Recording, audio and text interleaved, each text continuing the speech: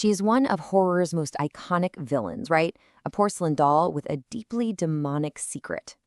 But have you ever wondered where all that evil came from?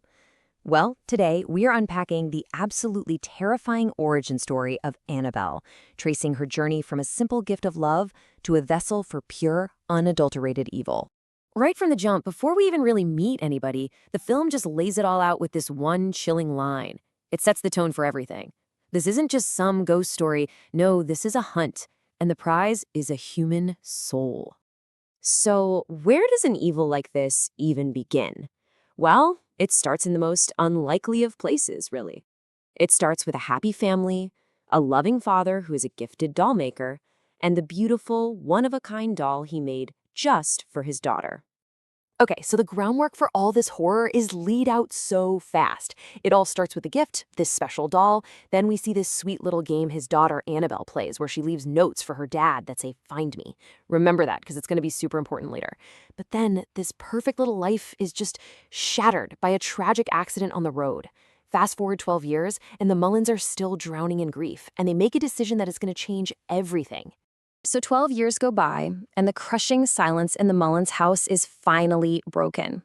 They're trying to do something good, maybe fill the empty halls with life again. So they open their doors to a group of orphan girls and the nun who looks after them. So here are our main players. You've got Sister Charlotte, who's just trying to protect these girls. And in that group, our attention is really drawn to Janice. She's been weakened by polio, which makes her physically vulnerable. And as you're about to see in the world of horror, that kind of vulnerability is like putting a target on your back. As Mr. Mullins is showing them around their new home, he gives them one single, non-negotiable rule. One room is totally off limits. He doesn't say why, he just makes it crystal clear. You do not open this door. And, of course, telling a bunch of curious kids not to do something is pretty much the best way to make them want to do it. And just like that, the seed is planted. It's that classic horror movie setup, right? An unnatural curiosity starts pulling one of the girls toward the one place she is absolutely, positively forbidden to go. Late one night, a note just appears, slipped right under Janice's door. It has 2 words on it. Find me. Sound familiar? It's the same game Annabelle used to play with her dad. But Annabelle's dead. So the question is, who's sending these notes? Janice, almost like she's in a trance or being pulled by some invisible string, starts following this trail of notes through the dark house. Each one leads her closer and closer until she's standing right in front of the door Mr. Mullins warned her about, his dead daughter Annabelle's locked bedroom. But the door, it's unlocked. Janice goes inside, finds a key, and it opens a closet that is literally lined with pages from the Bible. And sitting there, right in the middle of it all, is the porcelain doll. It feels like it's watching her, almost calling to her. She tries to lock it away, but the closet door just swings right back open on its own. So Janice didn't just open a closet door. She opened a prison. And in doing so, she has just let loose this incredibly patient, malevolent thing that the Mullins family had desperately tried and failed to keep locked away for over a decade. The entity, at first, it plays nice. It pretends to be the innocent spirit of little Annabelle. But that act doesn't last long. In a flash, the image of the little girl just twists and contorts into this terrifying, horned demon. And there it is. The real motive is laid bare. This thing doesn't want to play. It doesn't want a friend. It wants a host.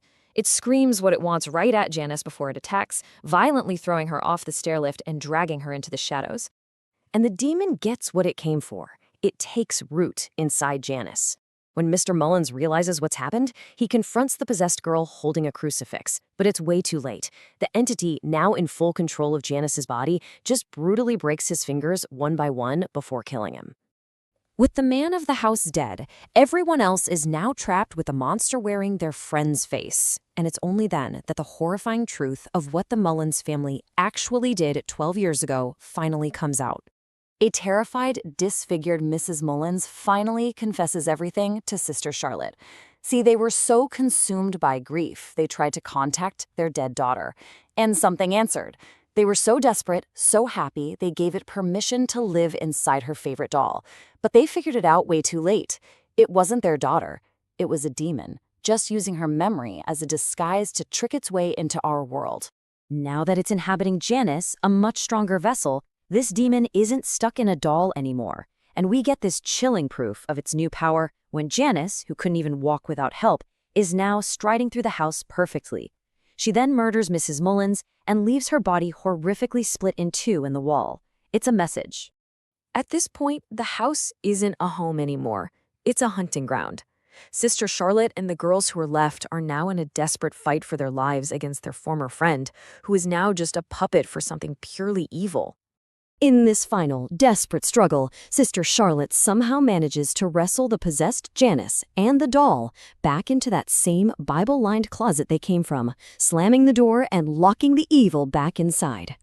But when the police finally get there, they search the house. They open the closet door, but Janice is just gone.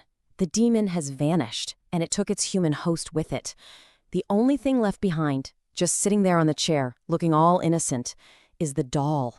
But the story doesn't end there, not even close. See, the evil escaped with Janice. She gets to an orphanage, gets adopted by a nice family named Higgins, and takes on a new name, Annabelle.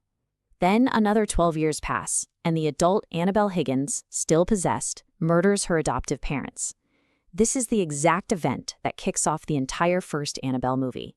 The evil was never contained. It just found a new family to terrorize. And that brings us to our final, really unsettling thought. The movie makes it clear that evil doesn't need a person, it just needs an invitation. And it can latch onto an object, just waiting patiently for years. It kind of makes you wonder, doesn't it? What seemingly innocent things do you have sitting on your shelf, and what might be attached to them?